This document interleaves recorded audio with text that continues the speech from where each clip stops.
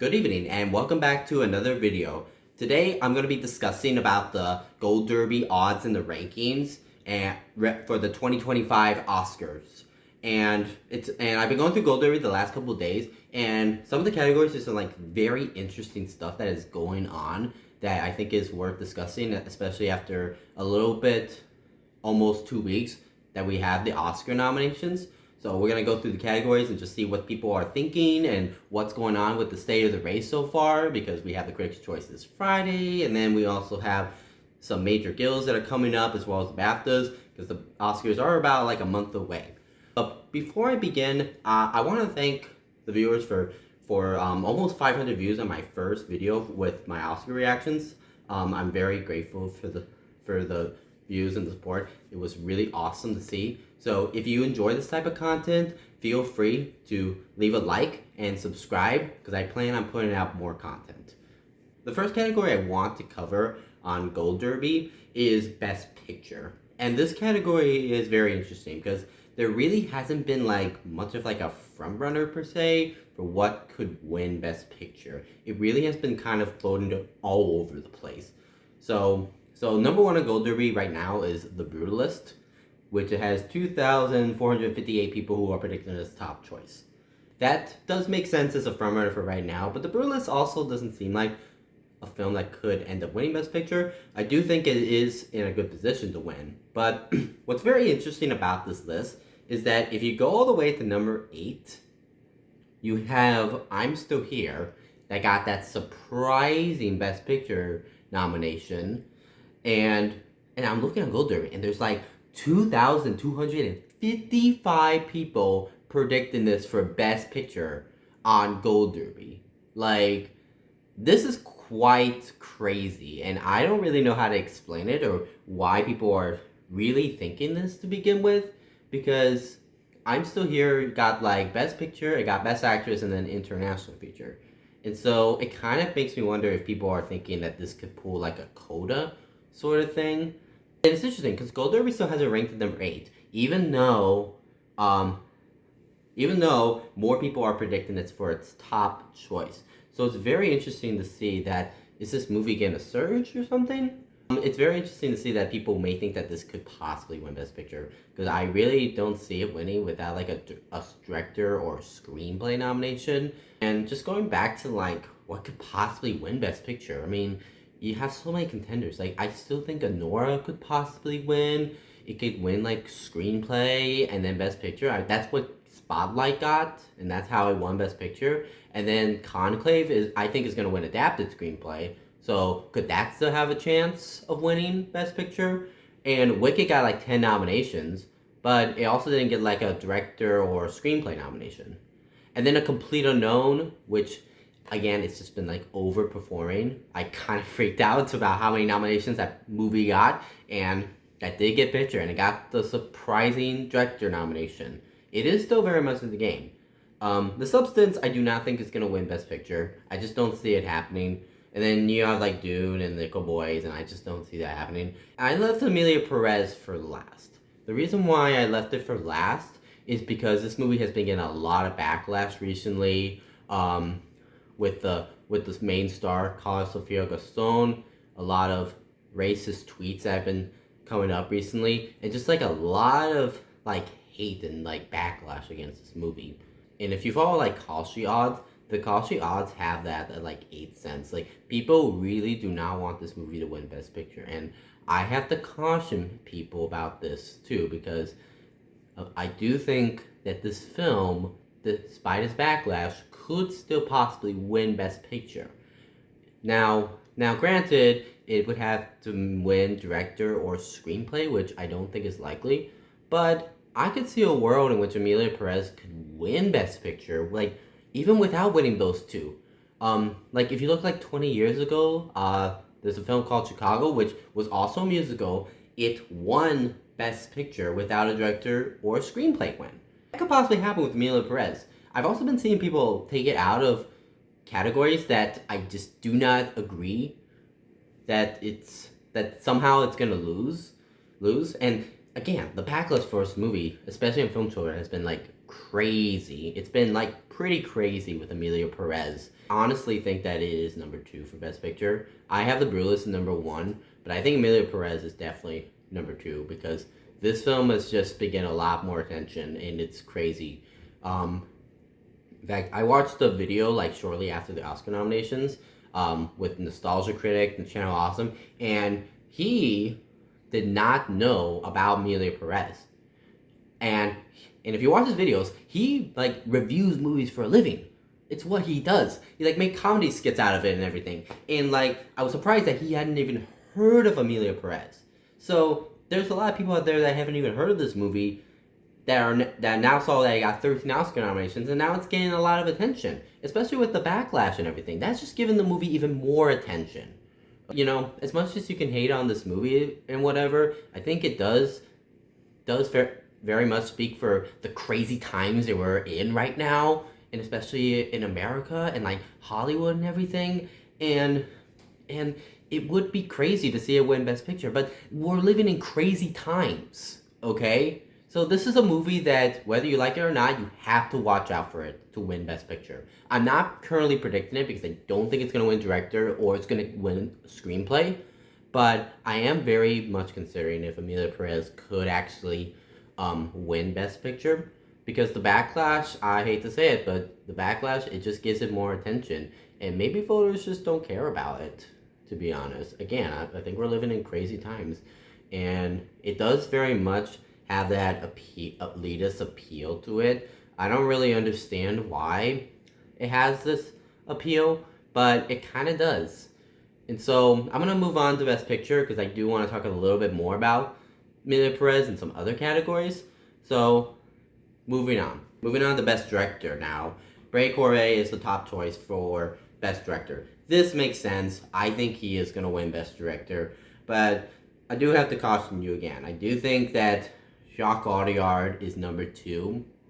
As much as you don't want to believe it or anything, I do think he is number 2. He could possibly win the BAFTA, especially if Emilia Perez wins the BAFTA. I think that he could possibly get it. Now, what's interesting on number 4 is that you have 892 people predicting Farjah for The Substance. And as cool as it would be to see Farjah win for The Substance, I just don't think it's going to happen. I don't see a world in which she would win. She would have to win like something big. And she's not even nominated for DGA. So I do think even if The Brutalist doesn't win Best Picture, I still think Bray Corbet wins Best Director. And the odds are looking pretty good for him to win. Let's move on to Best Actress now, because this one also has a very interesting story. So number 1 right now is Demi Moore for The Substance. And it makes sense. She has the narrative. She won the Golden Globe. Her narrative is that she had a very good start with her career, but then her career kind of slumped in the middle, and now she comes back with this big performance in The Substance, and it's kind of like a comeback role for her, and I think she can win. And we've kind of seen these narratives happen, like Brendan Fraser, for example, getting a big comeback performance and then winning for The Whale. That was a big one. And her character very much models what she is and what her career is like in The Substance. Like, Demi Moore and her character, I mean, they are one in a way. And this makes a lot of sense for it, because Mikey Madison, she was number 1 for a long time with people. And even then, I was still a little skeptical about her winning. And the main reason why was because the age factor. Like, I think she's like 25 or 26. If she wins, she'd be one of the youngest Best Actress winners. And when it comes to these lead categories, they just don't really go for younger actors, you know? They usually go for like more like middle age or upper, like late 40s and 50s. Like, that's like the average age in these lead categories. So I was always skeptical about her winning, and the fact that she didn't win the Golden Globe means I don't think she's gonna win. But what's interesting is, like, look is number 2. It's Fernanda Torres for I'm Still Here, okay? And this is kind of a theme on Gold Derby right now, where I'm Still Here is getting momentum in the categories that it's nominated for. We'll talk about I'm Still Here more in international feature, because that's another topic to discuss, but she's closely behind. In fact, more people are actually predicting her on Gold Derby. She's got 3,870 people voted for her on Gold Derby, and it's very interesting to see because she only has that Golden Globe win, so it's like it's kind of like a wait and see thing to see if Torres could win the Oscar, and it would be a very compelling case, but she isn't nominated anywhere else, so like it would be a bit surprising if she did end up winning at the end of the day. It's very interesting to see that she could possibly end up getting number one on Gold Derby here within the next week or so, even though she's not nominated anywhere else.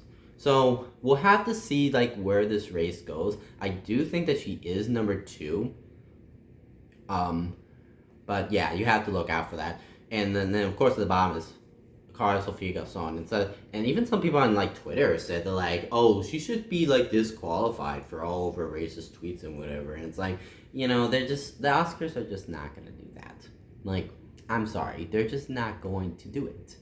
So Best Actress, I think that could end up being competitive. And speaking of competitive in these categories, you get the Best Actor, which Adrien Brody is like a pure frontrunner. He's number one on Gold Derby. He's got 2,887 voters predicting him. And the Bruce wins Best Picture. He's definitely going to win Best Actor. But Timothée Chalamet, I don't think should be underestimated. Yeah, he didn't win the Golden Globe, but I do think that he could win. I still think Timothée Chalamet could win because, especially if he wins the SAG, like that's going to be really big for him if he can pull that off. And it may end up happening because the SAG didn't really care for the group list because they didn't nominate Guy Pearce, they didn't nominate Felicity Jones, so they may not give it to Brody at SAG. So I am looking out for Chalamet to possibly win here. A Complete Unknown does feel like it's gonna win something, and I think we're all just trying to figure out, what's the category or categories that A Complete Unknown's gonna get an Oscar win for. So it's something to watch out for.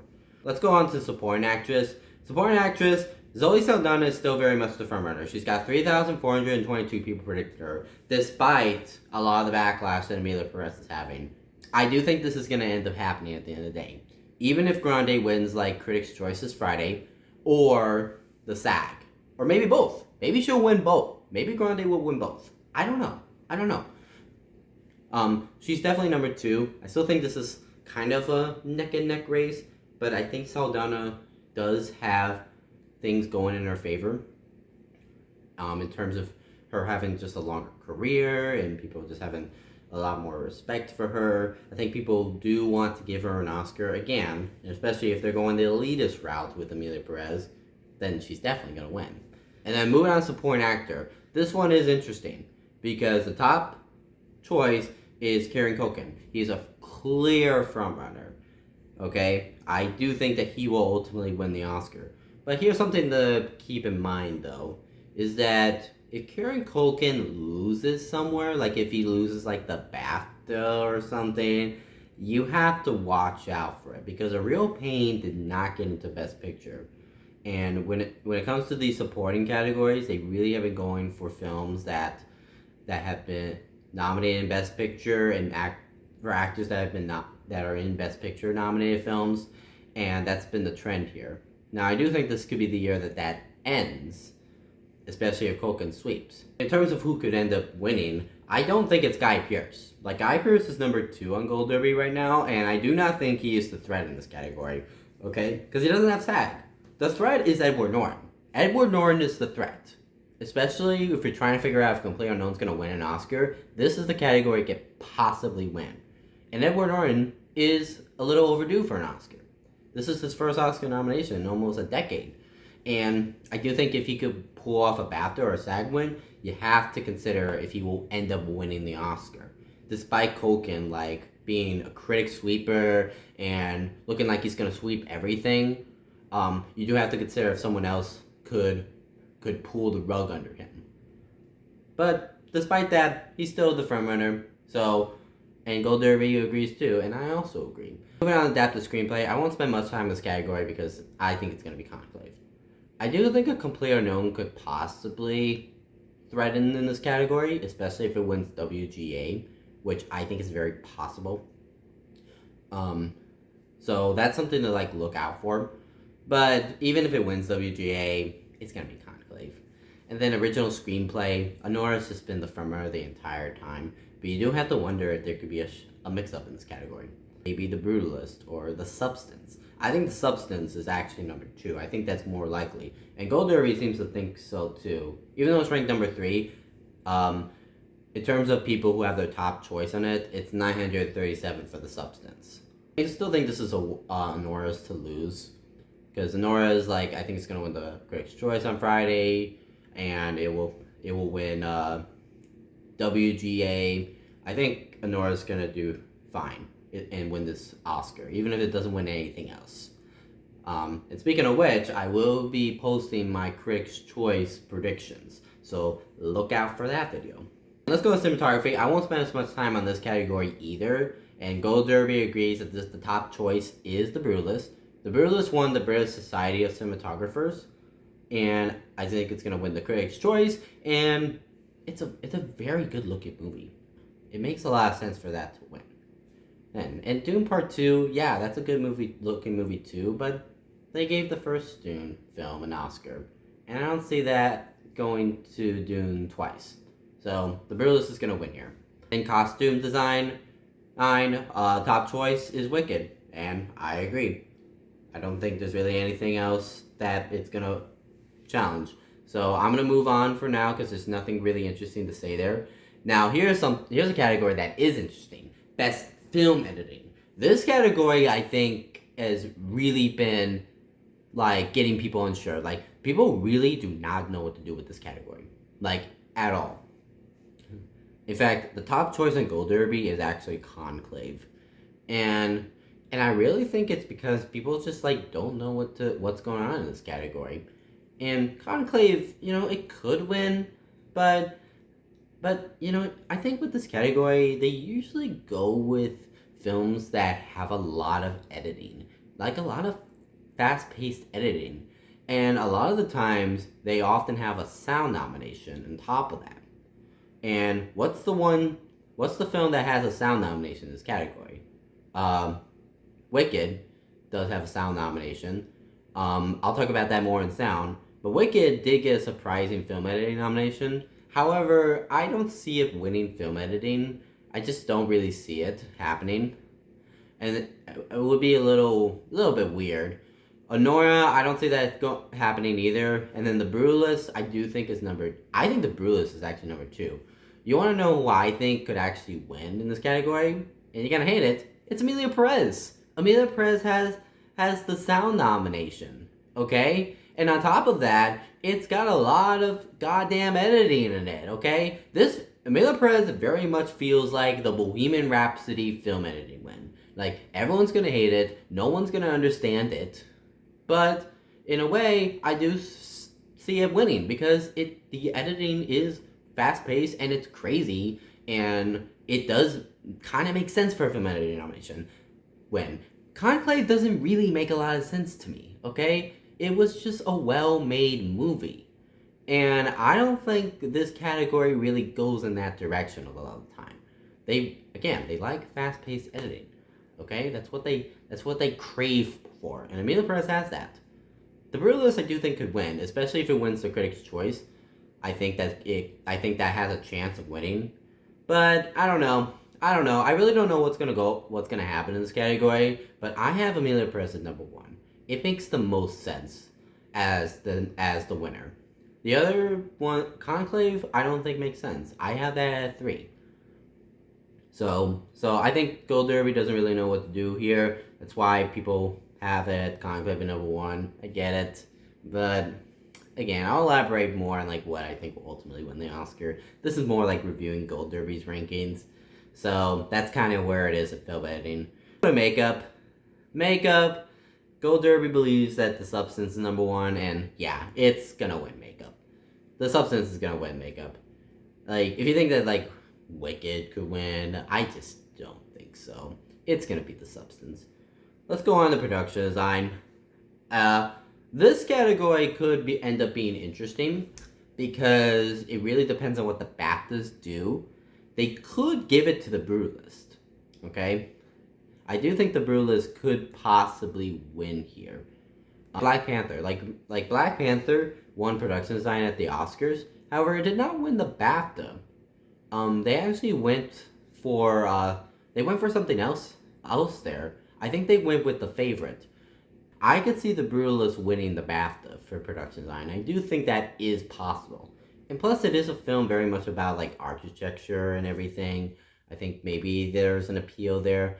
But when I think about like um, winners that have traditionally won this category, they often like giving it to films that like take you to another world. Like again, I'm thinking of Black Panther taking you to the world of Wakanda. Last year with Poor Things taking it to its crazy universe that it's in. It was very flashy production design, and that won over Barbie last year. Yeah, which yeah, it had Barbie Land, which was all great and all, but once you leave Barbie Land, you go back to the real world, and it's like, oh well, we know what the real world looks like, with its contemporary state. But you didn't get that with Poor Things, and Wicked, you're in the land of Oz. So I do think Wicked makes the most sense for production design. So I have it winning production design, and Gold Derby also thinks it's number one. Let's go on the score now. A very interesting category because the film that a lot of people had at number two in their predictions, Oscar predictions, Challengers, is not even nominated. Okay, Challengers is not nominated here. So what's gonna happen here? And Challengers won the Golden Globe, and it's probably gonna win the Critics' Choice too on Friday. On top of that, because the Critics' Choice voting pool it closed before the Golden Globes happened. I believe so. So it's probably gonna win the Critics' Choice. So what's gonna happen here? Number one is The Brutalist. The Brutalist has a big, epic score, and it makes a lot of sense for a Best Score nomination. It does have like a very epic orchestral score and just like very relevant themes, and I do think that is number one. Now, Gold Derby has Conclave at number two, and I get it. It's Volker Verdeman. He won for All Quiet. But again, I don't think Conclave is going to ultimately win the score. And I hate to say this, I think number two is actually Emilia Perez. I'm telling you, Emilia Perez could threaten to win this category. I really think it's going to come down to the BAFTAs to figure out what's going to win here, because I just don't know. And I think a lot of people don't know because they were thinking Challengers was going to win, and then it's not even nominated here. So that's something to look out for. So I have The Bruce in number one. Now, let's go on to Best Song. Some videos and some like tweets that I've been seeing are like taking El Mal off of number one, and they're doing that because they just hate the movie and they want to put in the 6888 Diane Warren song. In fact, it actually has the Green Arrow on Gold Derby.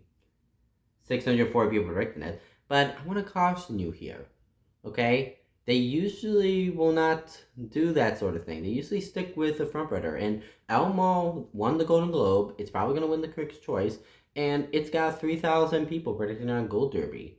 And yeah, it's going down. But I really think that's because of the backlash towards Emilia Perez. Emilia Perez, this is kind of a theme on Gold Derby where a lot of people are like responding against Emilia Perez. And they're taking it out of their categories and trying to find other stuff.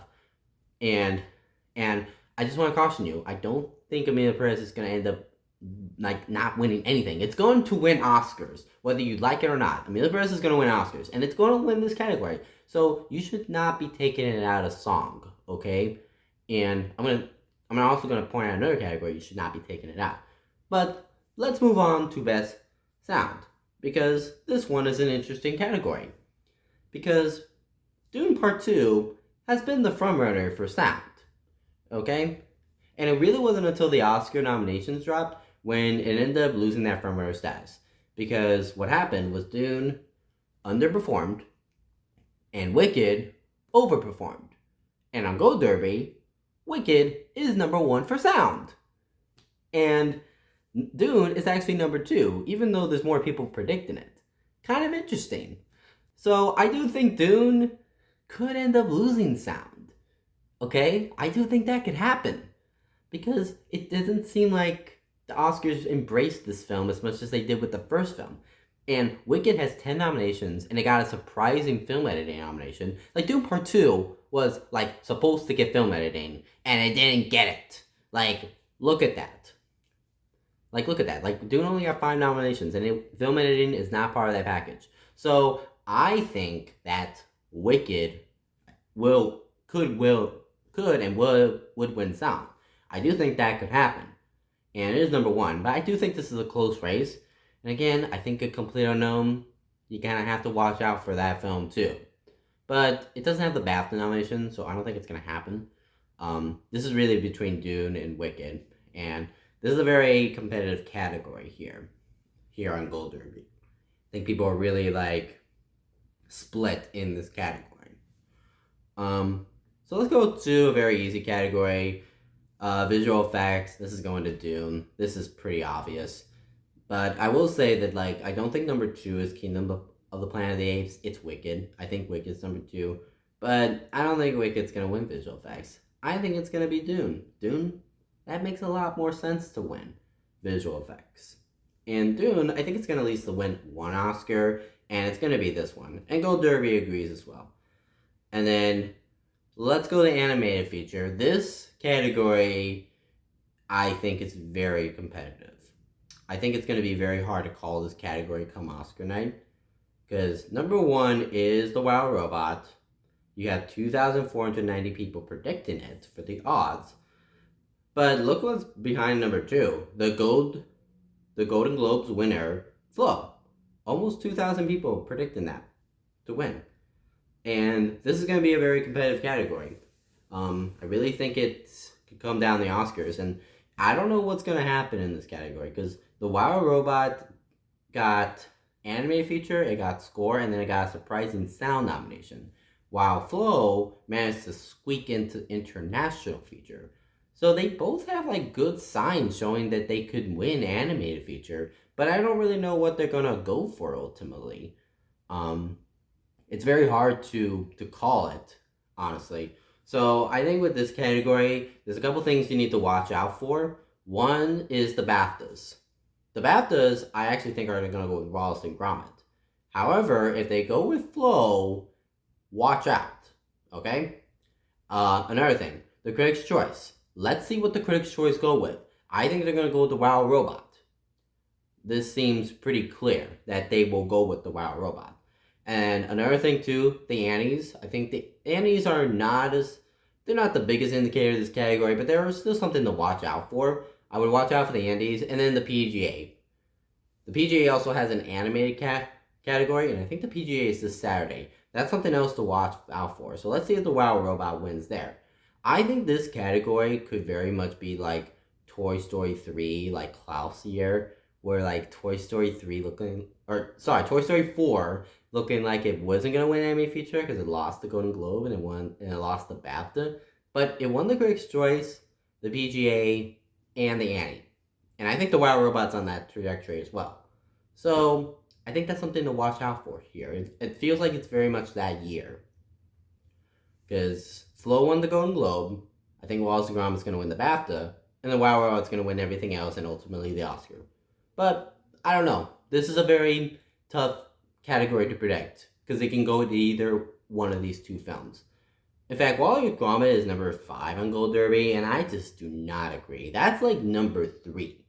Okay, if you want to know what I think could be number 5, I think it's either Memoir of a Snail or even Inside Out 2, because Inside Out 2, nobody wants to give that an award.